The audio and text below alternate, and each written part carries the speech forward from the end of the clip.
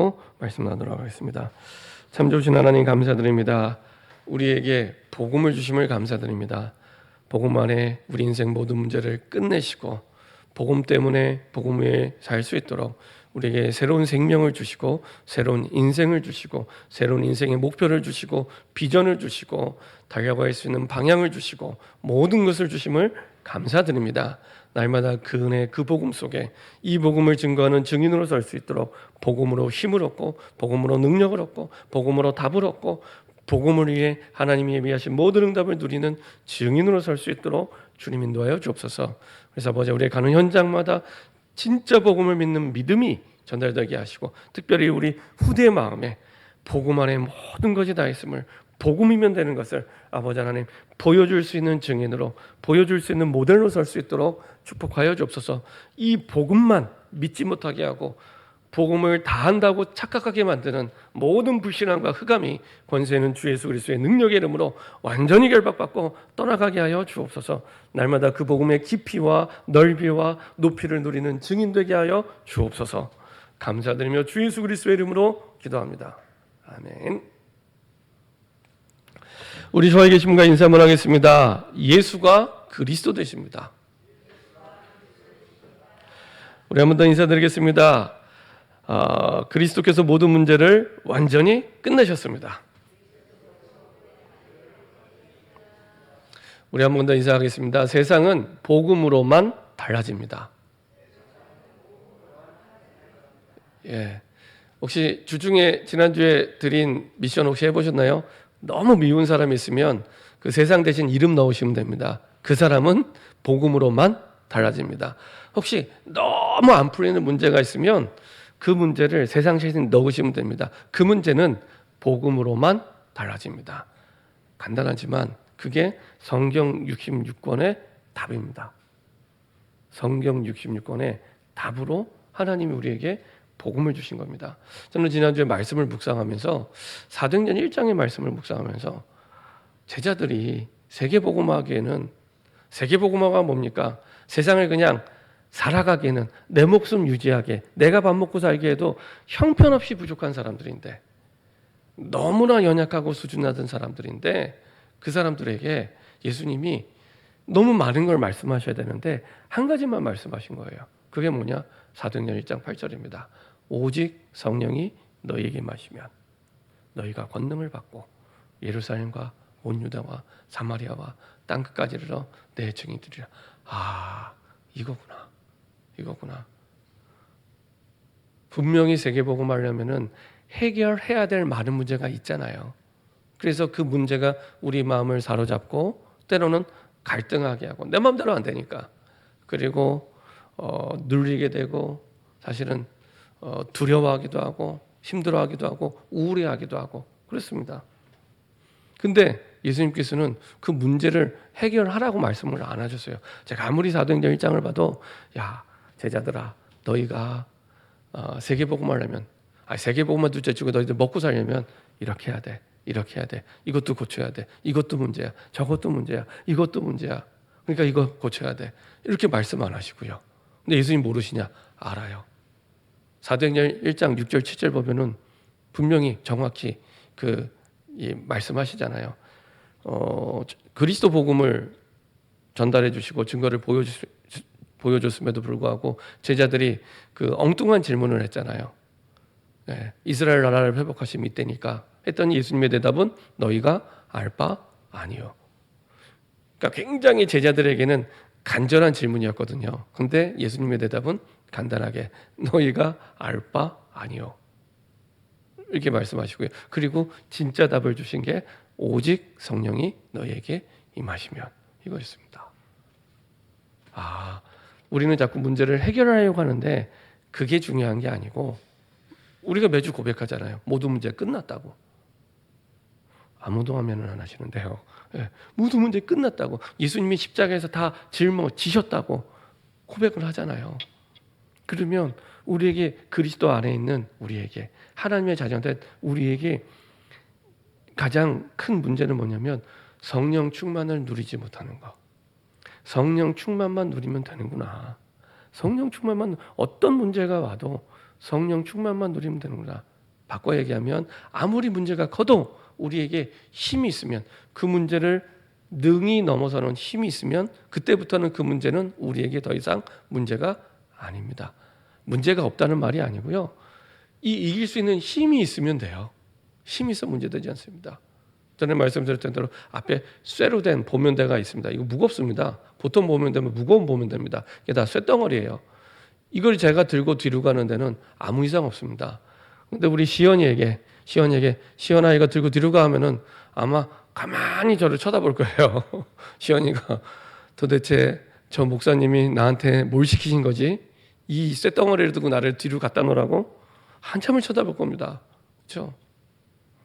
얘는 똑같은데 얘를 들고 뒤로 가느냐 안 가느냐는 힘이 있느냐 없느냐에 따라 결정이 됩니다. 그렇죠? 그러면 우리가 문제를 만나면, 어려운 상황이 되면, 변하지 않는 사람을 만나면, 변하지 않는 상황을 만나게 되면 한 가지만 바르게 인도받으면 됩니다. 하나님 나에게 힘을 달라고.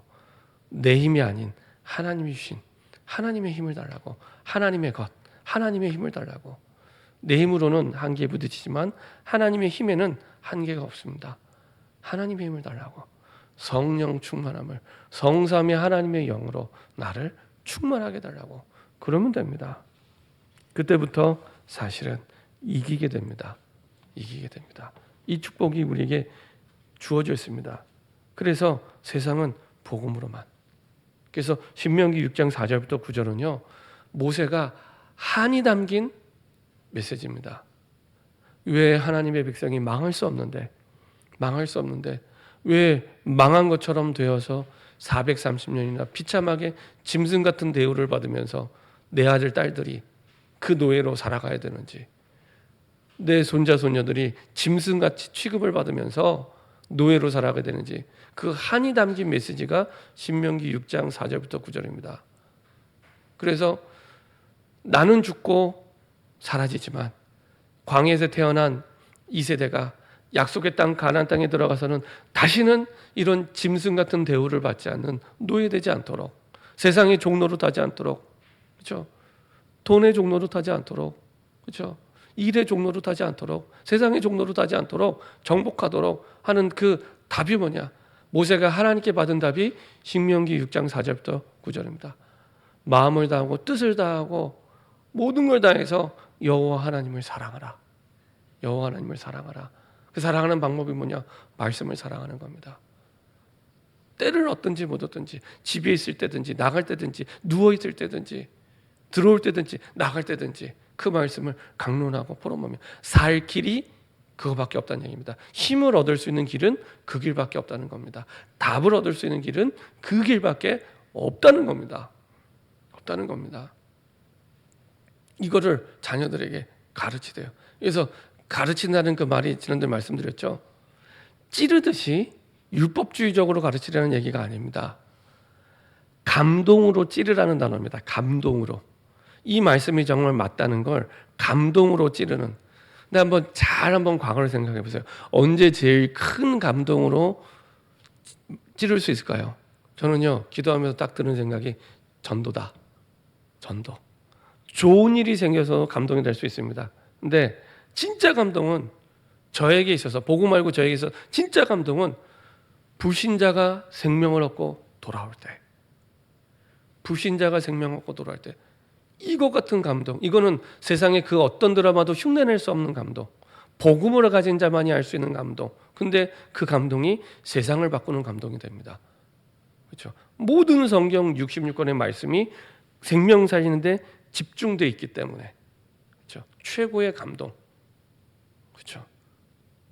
그래서 진짜로 그렇게 한번 해보세요.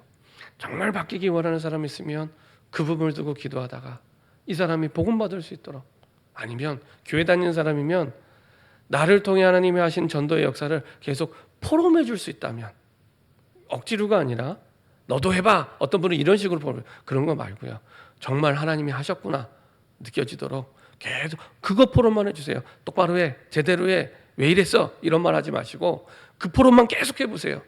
시간이 지나고 났을 때 어떤 게 더 사람을 변화시킬 수 있는지 답이 나오게 됩니다. 그렇죠? 당장은 모를 수 있습니다.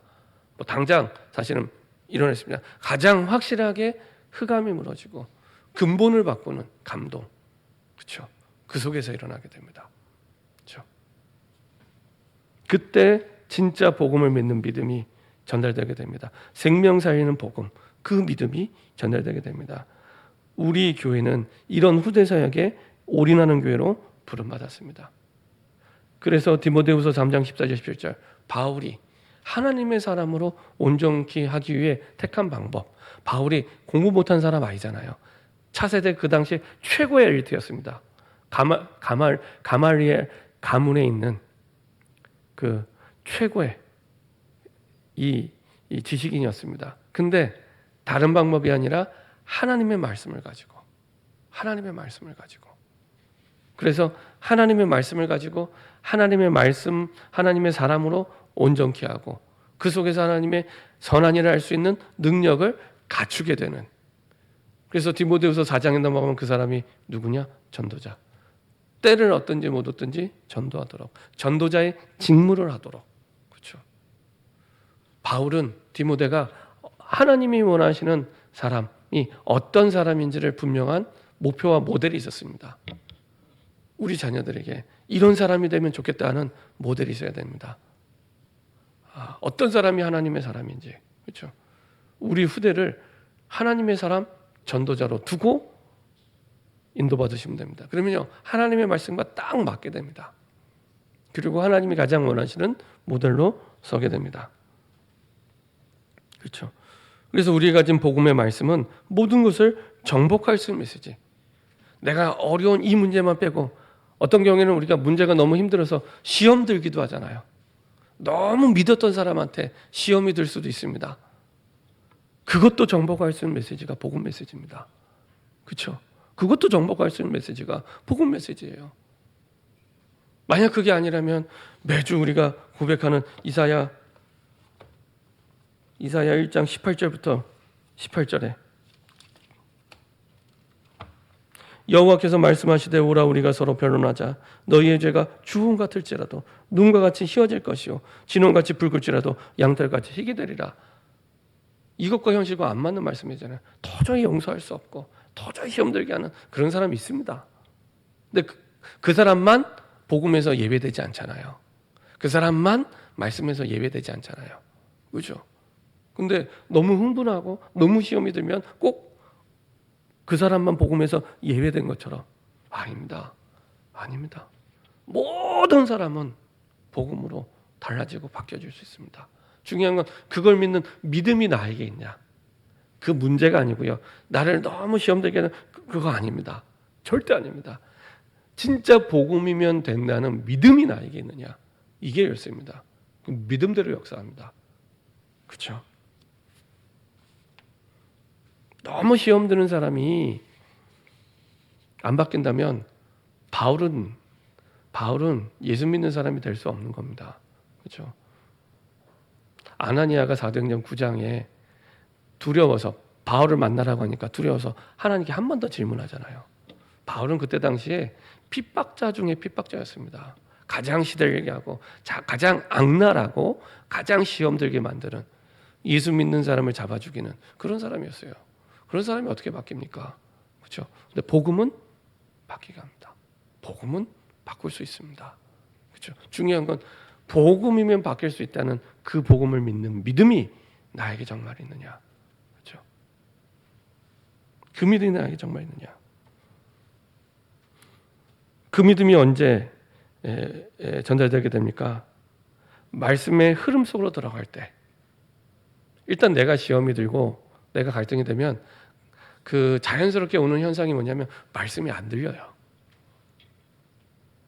말씀이 안 들립니다.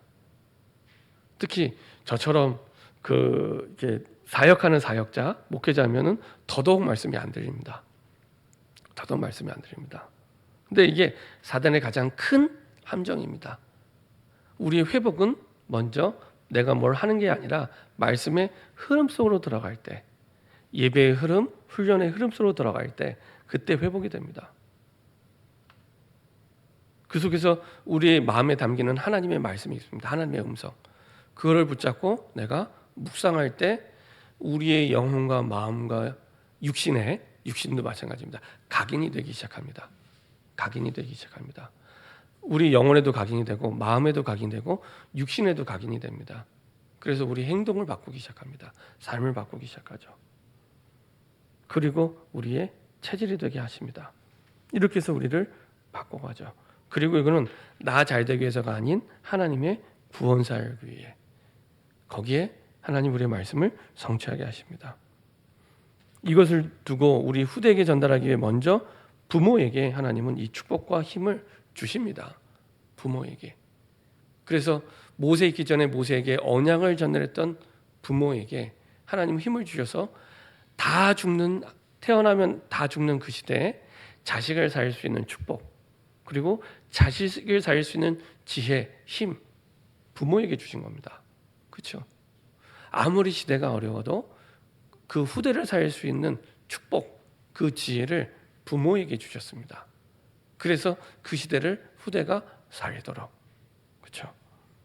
그 힘은 내가 먼저 말씀의 흐름 속으로 들어갈 때, 예배의 흐름 속으로 들어갈 때. 그래서 주일날은 너무 많은 약속 잡지 마시고 정말 편안하게 예배 속에서 쭉 은혜 받고 힘없고 누리고, 은혜 받고 힘없고 누리면서 주일을 지냈으면 좋겠어요.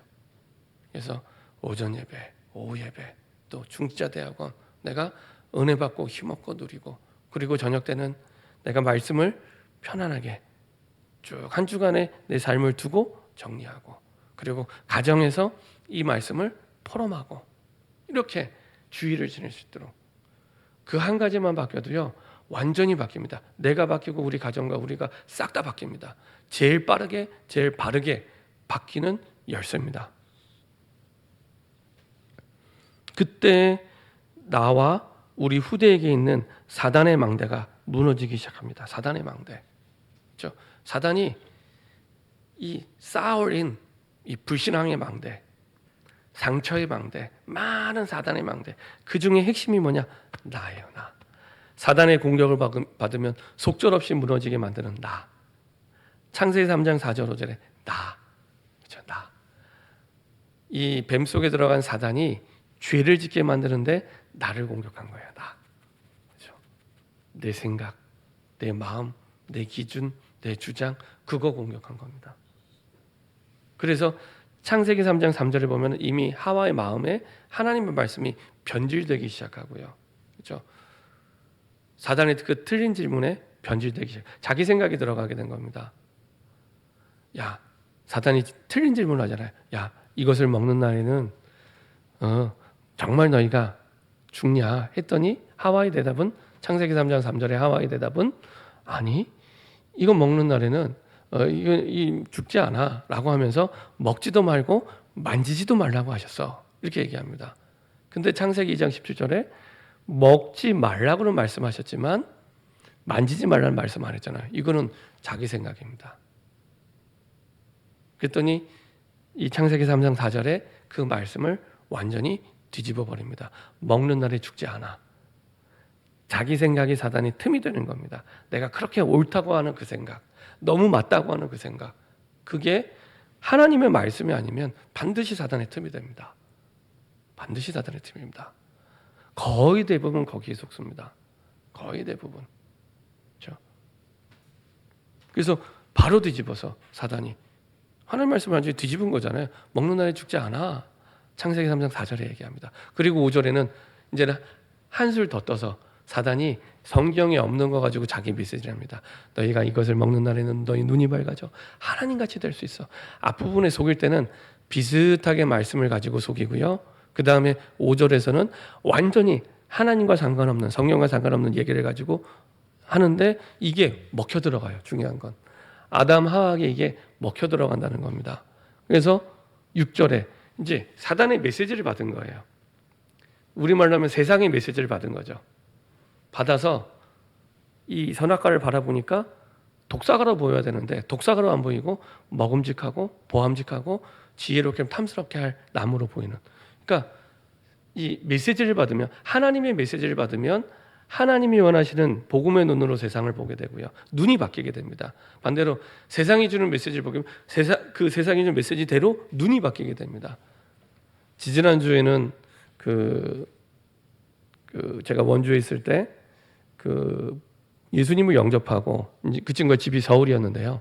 예수님을 영접하고 이제 같이 다락방을 하다가 이제 집이 서울이니까 헤어지게 된 친구가 있는데, 이 친구가 여기서 되게 많이 힘들어한다고 얘기를 듣고 마침 이제 송추에 다락방을 갔다 오면서 이렇게 들리게 됐습니다. 보니까 다른 문제가 아니라 본인이 일을 하는데 일이 너무 잘 돼서 힘들대요. 이게 26살 청년인데 자기가 카페를 운영을 해요. 프랜차이즈 카페를. 너무 잘 돼서 힘들대요. 이게 첫 번째 고민. 두 번째 고민, 이성 교제를 하는데 남자친구랑 헤어지게 된 거예요. 불신자라. 근데 그 불신자 남자친구가 너무 좋은 거예요. 이 두 가지 고민. 그래서 첫 번째 고민은 여튼 네가 예배가 회복돼야 된다. 그러면 감당할 수 있는 힘을 주시든지 피할 수 있는 길을 주시든지 보게 될 거다. 두 번째, 불신자 남자친구가 너무 좋대요. 결혼하고 싶대요. 그래서 제가 얘기했습니다. 네가 너무 드라마랑 영화를 많이 봤다. 드라마랑 영화를 많이 봤다. 성경이 말하는 배우자상이 아니라 드라마가 말하는, 드라마의 메시지로 기준이 된 배우자, 영화의 메시지로 이 기준을 삼은 그 백마탄 왕자, 이렇게 보이는 거예요. 그러니까 완전히 그게 메시지가 돼서 그 눈으로 이게 보게 되는 겁니다. 얘한테는 그게 맞는 거예요. 그렇게 결혼하고 나서 10년, 20년을 정말로 너무너무 어렵게 고생을 합니다. 그런 가정을 너무 많이 봤어요. 부신 남편하고 만나니까요, 얼마나 합리적으로 교회를 못 가게 하냐. 아니, 나 야구 좋아하는데 야구 경기하는 거 내가 한번 봐줄 테니까 한 주는 나랑 같이 야구장 가자고. 얼마나 합리적입니까? 그죠? 한 주 교회 가고 한 주 야구장 가고. 굉장히 합리적이잖아요. 그렇죠? 너무 합리적으로 그럴듯하게 세상에 속게 됩니다. 그 드라마의 기준대로, 영화의 기준대로 결혼을 해서 그 고생을 10년, 20년, 어떤 경우는 평생을 하더라고요. 세상이 주는 메시지대로 길들여져서 그게 답인 것처럼 보이기 시작합니다. 아닙니다. 아닙니다. 정말로 사단에게 속게 됩니다. 그러다 보니 네피림 시대에 계속 종노릇하고 노예됩니다. 네피림 시대는 네피림에는 떨어진 자, 그 당시에 아주 포악하고 거친 거인들을 이르는 말이 네피림입니다. 근데 그 포악하고 거칠고 세상을 싸우고 갈등하게 만드는, 하지만 힘이 있어서 이길 수가 없는 골리앗 같은 그런 사람들이 네피림이거든요. 근데 그 뒤에는 누가 있냐? 사단이 그 사람을 잡고 있는 겁니다. 사단에게 장악된, 그렇죠?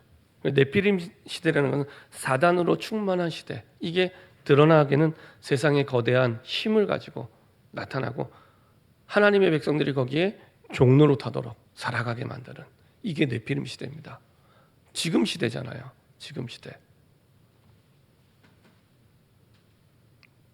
그런 시대에 계속 끌려가게 되죠. 내 거.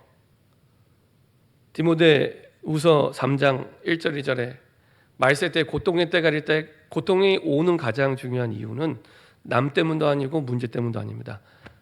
나를 사랑하는 것 때문에. 이게 창세기 3장입니다. 내 거. 이거 내 거. 그게 다르게 표현되면은 이익 따라 사람들이 움직이게 되죠. 이익 따라. 그리고 내 성공의 바벨탑을 계속 쌓아올리는 겁니다. 내 인기, 이게 망하는 탑이거든요. 결국에 흩어지게 되죠. 근데 그 쌓아서 어디까지? 하나님 없이도 나 잘 될 수 있어. 하나님 없이도 나 잘 살 수 있어. 하나님 필요 없어. 이 탑을 쌓아가는 겁니다. 그렇죠? 그렇지 않습니다. 실제로 정말 하나님 없이 대단히 성공한 사람들이 보이지 않는 면, 가정, 진짜 한번 보세요. 정말 행복한가? 한번 보세요. 아닙니다. 아닙니다. 그렇죠? 그래서 이 부분을 바꾸기에 먼저 우리가 누려야 될 기도가 있습니다. 이걸 보고 393 기도라고 얘기합니다. 먼저 3은 성삼위 하나님을 얘기합니다. 성부 하나님, 성자 예수님, 성령 하나님. 그래서 성부 하나님이 주신 말씀의 능력으로 충만하도록, 성자 예수님의 그 구원 사역의 능력으로 충만하도록, 그리고 성령께서 이 모든 것들을 지금 이루시는 그 능력으로, 모든 것을 알게 하시고 모든 것을 깨닫게 하시는 그 능력으로 충만하도록 성삼위 하나님의 영이 내게 임하도록, 그리고 이것을 전달하는 게 기도입니다. 하나님, 이 시간 나에게 성삼위 하나님의 영으로 충만하게 하여 주옵소서. 그래야 나를 이기고 나의 것을 이기고 내 성공을 이기게 됩니다. 그렇지 않으면 나는 나를 이길 수 없습니다. 난데 나를 이길 수 없다. 왜냐? 내 마음인데 내 마음대로 안 되잖아요. 그죠? 나는 나를 이길 수 없습니다. 내 마음인데 내 마음대로 안 되죠. 싫으면 싫은 거예요. 좋으면 좋은 거고. 그 말은 내 마음대로 안 된다는 얘기입니다. 한 번은 제가 그 대청 사역을 하면서 청년부 회장을 따로 한번 부른 적이 있습니다. 전에 섬기던 교회에서. 그래서 제가 얘기했습니다. 똑똑한 친구예요. 이화여대를 졸업하고 똑똑한 친구예요. 근데 너 오면은 왜 이렇게 자꾸 청년들 한 30명 있는데 팔을 가르냐. 그 중에서도 같이 이화여대를 졸업한 그 친구를 되게 싫어해요. 그 친구를 왜 이렇게 싫어하냐. 우리가 복음을 받았는데 하나님의 자녀인데. 그랬더니 대답이 이 친구가 아주 훈련도 많이 받은 친구고 굉장히 교회 열심히 친구인데 회장이 됐잖아요. 근데 대답이 뭐냐? 목사님, 싫은 걸 어떻게 해요? 그러더라고요. 싫은 걸 어떻게 해요? 제가 얘기 들으니까 제가 은혜 받았어요. 맞아, 싫은 걸 어떻게 해? 싫으면 싫은 거지. 맞잖아요. 싫으면 싫은 거지. 말이 맞잖아요. 그래서 제가 그걸 가지고 하나님께 질문을 했습니다. 하나님, 정말 우리가 원내스 되고 복음을 가졌다면 하나 되는 게 사실은 맞는 건데 제가 회장한테 얘기했더니 싫은 게 싫답니다. 어떻게 하면 좋겠습니까? 나에게 말씀을 달라고. 그렇게 기도를 했습니다. 그랬더니 하나님 주신 말씀이 뭐였냐면은 요한복음 3장 16절, 하나님이 세상을 이처럼 사랑하사 독생자를 주셨으니 이는 저를 믿는 자마다 멸망치 않고 영생을 얻게 하려니라. 너희가 그 은혜로 복음을 받았다면, 하나님이 사랑하시고 그 은혜라면 그 사람도 바꿀 수 있냐? 나를 바꾸신 하나님이, 나를 사랑하셔서 나를 바꾸신 하나님은 세상 모든 사람 바꿀 수 있다. 이렇게 답을 주시더라고요. 그렇지. 다시 불러서 얘기했습니다. 봐라, 우리가 구원받았는데 내 힘으로 받았냐? 내 능력으로 받았냐? 혹시 내가 좋아서 받았냐? 내 마음이 받았냐? 아니지 않냐? 우리 인생의 주인 되신 하나님께서 나를 사랑하셔서 우리가 아직 죄인 되었을 때 구원해 주신 거 아니냐? 그 은혜로 말미암아 우리가 응답을 받고 지금까지 변화되지 않았냐? 그 복음이라면 그 친구도 바꿀 수 있다. 그렇다면 미워하는 그 부분은 그 친구가 하나님 앞에서 응답받을 부분이기도 하지만 동시에 내가 하나님 앞에서 응답받아야 될 부분이다. 그 얘기를 했습니다. 그렇죠? 내가 나를 바꿀 수 없어요.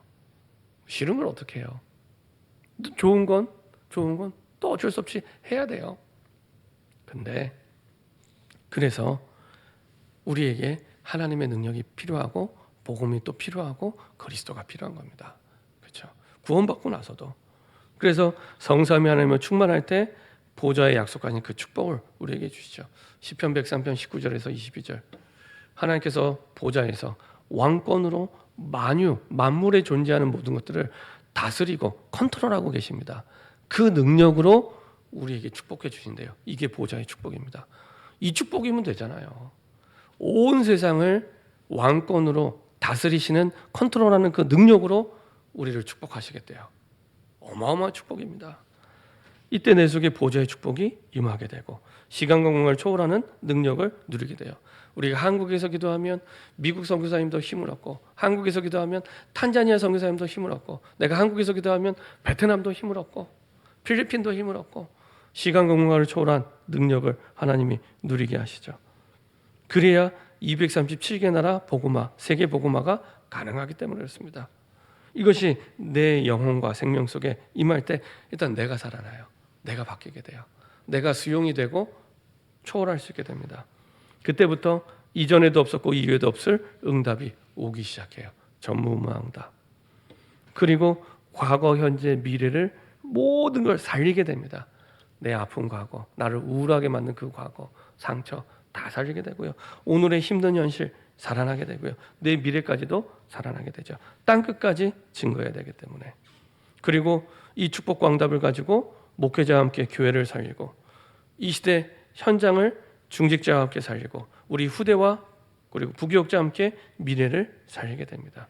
그래서 393 기도문을 쭉 기도하다 보면은 성경 66권의 중요한 내용이 다 들어가 있습니다. 그래서 야, 그렇구나. 이거를 내가 늘 아침에 눈 뜨면 가장 먼저 오늘도 하나님 최고의 영광 받아 주옵소서. 그리고 나서 편안하게 기도부터 다른 생각이 들어오기 전에 다른 마음이 들어오기 전에 이 기도부터 밤에 주무시기 전에 너무 힘들고 어렵고 여러 가지로 갈등이 돼 그때 다시 편안하게 이 기도를 한번 드려보세요. 하나님 오늘도 나와 함께 하심을 감사드립니다. 성삼위 하나님의 영으로 나를 충만하게 하여 주옵소서. 그 보좌의 축복으로 충만하게 하여 주옵소서. 과거 현재 미래를 살리고 교회와 현장과 후대를 살리는 증인 되게 하여 주옵소서. 이걸요 편안하게 한번 기도해 보세요. 내 영적 상태가 바뀌기 시작하고요. 마음 상태가 바뀌고 우리의 육신의 삶이 바뀌기 시작합니다. 바울이 이 흐름 속에서 고린도에 편지를 보낸 겁니다. 그게 고린도 전서, 고린도 후서. 사실은 고린도 전서와 후서 사이에 또 하나의 편지를 보냈는데 그거는 잃어버렸대요. 그래서 성경에는 고린도 전서와 세 번째 편지, 고린도 후서 두 가지가 실려 있습니다. 그래서 말씀의 흐름을 확인하면 이 축복을 누리고 있는 바울이기 때문에 얘기할 수 있는 거예요. 분쟁하지 말아라. 고린도 교회 안에서 너는 바울파다, 너는 바나바파다 계속 싸우는 거예요. 근데 고린도 교회가 어떤 교회입니까? 전도자 바울의 생명 건 브리스길라 아굴라가 중심으로 세워진 교회거든요. 근데 그런 교회 안에서도 이런 분쟁이 있었던 겁니다. 그때 하나님이 주신 답이 고린도전서 1장 18절 십자가의 도가 멸망받는 자들, 하나님 떠난 불신자들에게는 미련하게 보이지만, 그렇죠? 미련하게 보입니다. 근데 구원을 얻을 자에게, 그리고 구원을 얻은 자에게는 하나님의 능력이 됩니다. 하나님의 능력입니다. 이게 모든 걸 살리고 모든 걸 바꾸는 하나님의 능력. 이게 십자가의 도 복음입니다. 그러면 내가 정말로 맞다고 생각했던 그것, 이게 배설물이구나. 배설물. 바울만큼 공부하고 난 뒤에 그 부분이 배설물로 여겨질 만큼 성공하면 됩니다. 바울만큼 내 분야에 최선을 다하고 그리고 정말로 복음 위의 모든 것들이 배설물로 여겨질 만큼 복음에 확신하시면 됩니다. 많은 사람들이 돈을 벌려고 모든 것을 다 해요. 아주 곱게 표현했지만 뭐든지 다 합니다. 돈만 벌 수 있다면. 사실 그렇게 되면 안 되잖아요. 우리 후대가 그렇게 되면 안 되잖아요. 저 정도는 배설물이다 라고 깨닫도록 하나님은 우리에게 복음을 주셨습니다. 고린도서 1장 18절 십자가의 도가 멸망받는 자를 미련하게 보지만 구원을 자기는 하나님의 능력이 되기 때문에, 우리의 능력이 십자가의 도에 있기 때문에, 복음에 있기 때문에. 그렇죠? 세상 사람들은 돈의 능력이 있다고 생각하기 때문에 돈을 빼앗기면 안 돼요. 돈의 손해가 나면은 막바로 달려들어 싸웁니다. 돈의 능력이 있다고, 지식의 능력이 있다고 믿기 때문에. 그렇죠? 그것을 잃어버리면 그때부터 갈등하고 싸우게 되죠. 그래서 이 답이 없으면 분쟁할 수밖에 없어요. 분쟁할 수밖에 없어요. 싸울 수밖에 없어요. 거기에 나를 사랑하기 때문에 거기에 내 이익이 있잖아요. 당연히 싸우죠. 당연히 싸우죠. 분쟁하는 사람의 특징은 옳은 말을 하는 것 같지만 내 생각이 맞다는 겁니다. 옳은 말을 하는 것 같지만 내 생각이 하나님의 말씀이 맞아 이렇게 돼야 되는데 내 생각이 맞다는 겁니다. 그래서 싸우는 겁니다. 저도요 복음 알고 나서 너무 많이 속았어요. 현실로 돌아가서는 막 내 생각이 맞는 거예요. 아니더라고요. 하나님의 말씀만 맞습니다. 하나님의 말씀만 맞습니다. 복음만 진리입니다. 그래서 복음 말고 다른 거 강하게 주장하시면 안 돼요. 왜? 변할 수 있기 때문에. 변할 수 있기 때문에. 그렇죠? 그 사람이 세상을 이끌고 가게 됩니다. 세상에 끌려가는 게 아니라 이끌고 가게 됩니다. 고린도전서 2장 12절에 보면은 내가 구원받지 못했으면 세상의 영을 받았기 때문에 세상을 따라갈 수밖에 없습니다. 그렇죠?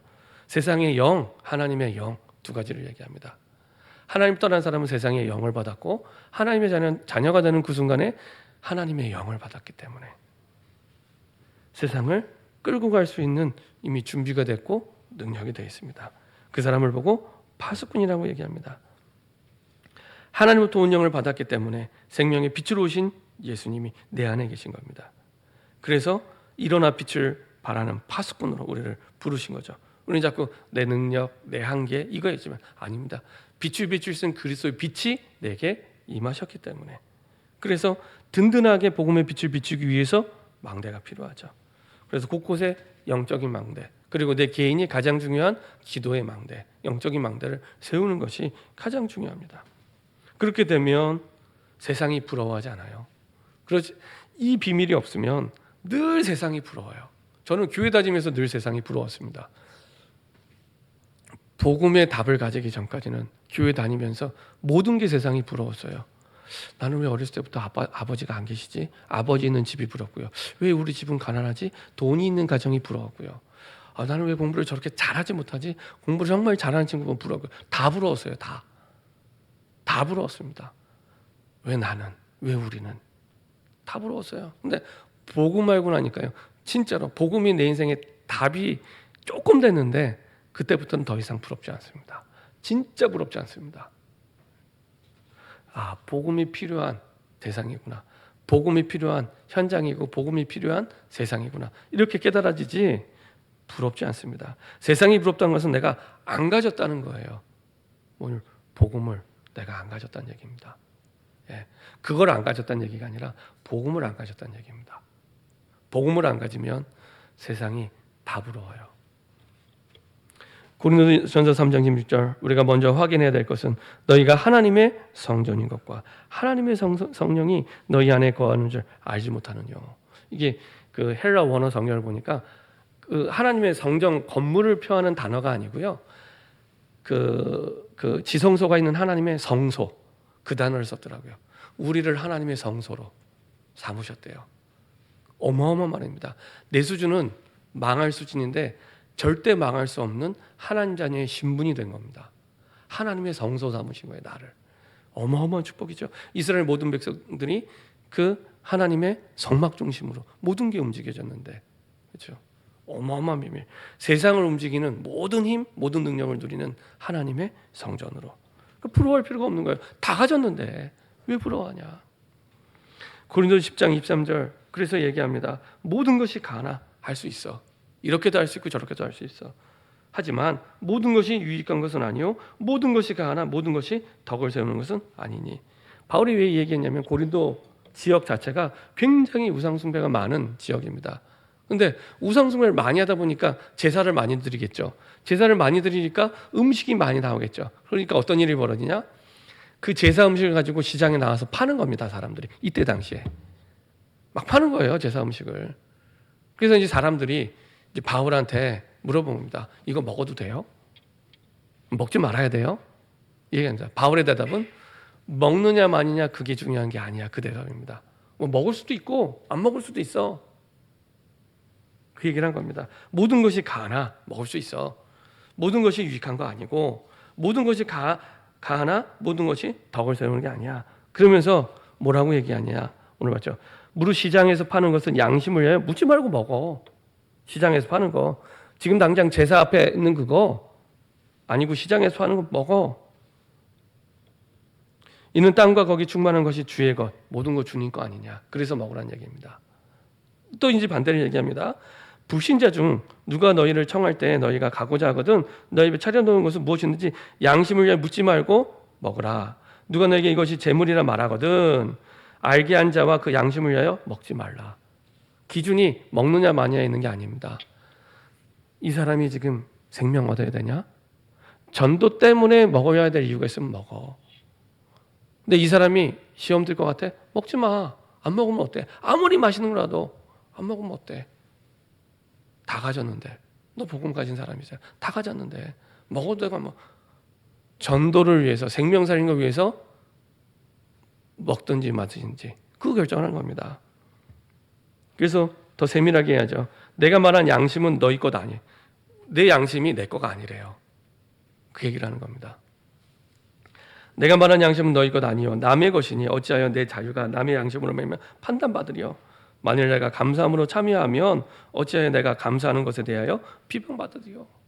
그러면서 결론을 내죠. 그런즉 너희가 먹든지 마시든지 무엇을 하든지 다 예외되는 게 없습니다. 다 하나님의 영광을 위하여라. 그렇죠?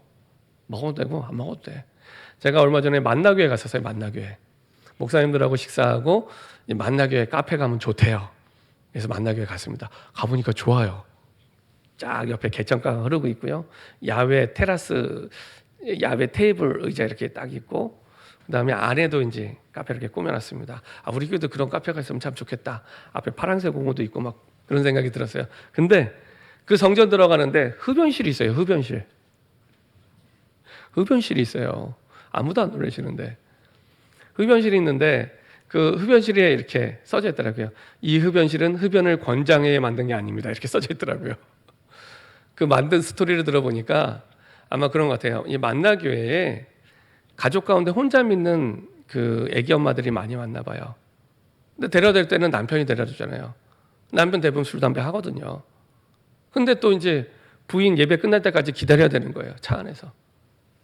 근데 담배 피우려고 저기까지 가서 구석에서 이렇게 학생들 있잖아요. 학생들이 그 저기 학교 뒷골목에서 피는 것처럼 이렇게 피는 걸 보고 이제 만들어 놓은 거야. 그러지 말고 와서 여기서 펴. 괜찮아. 그래서 펴. 아예 흡연 부스를 만들어 준 거예요. 흡연 부스를. 근데 놀라운 건 그 사람들이 한 명, 두 명씩 교회 와서 피다가 예수 믿기 시작했습니다. 그 사람들이.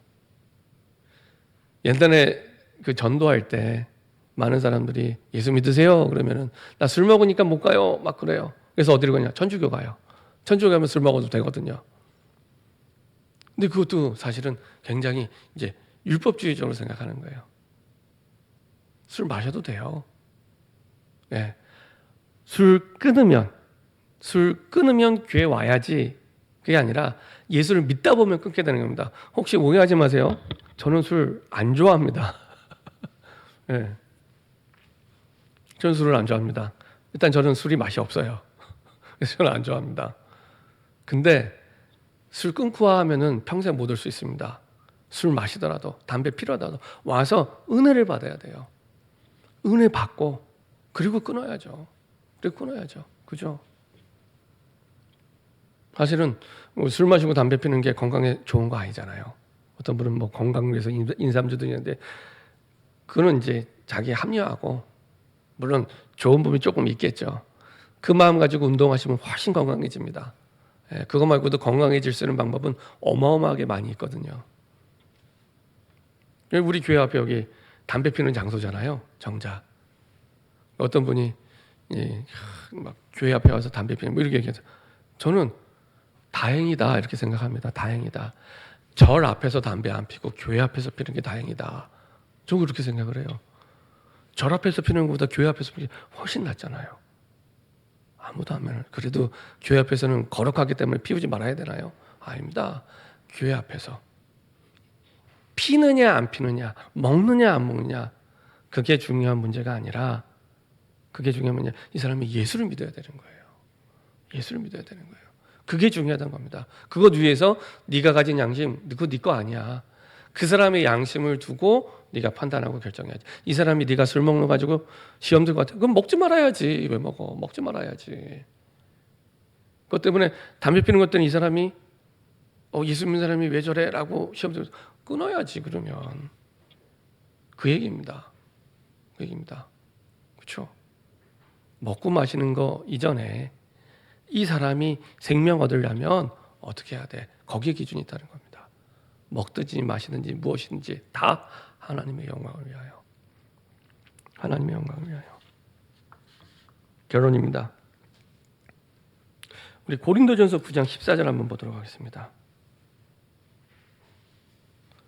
하나님의 영광을 위한 삶을 잘 말씀하고 있습니다. 고린도 9장 14절.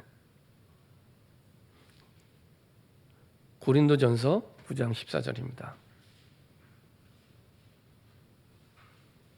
같이 한 목소리 합독하겠습니다.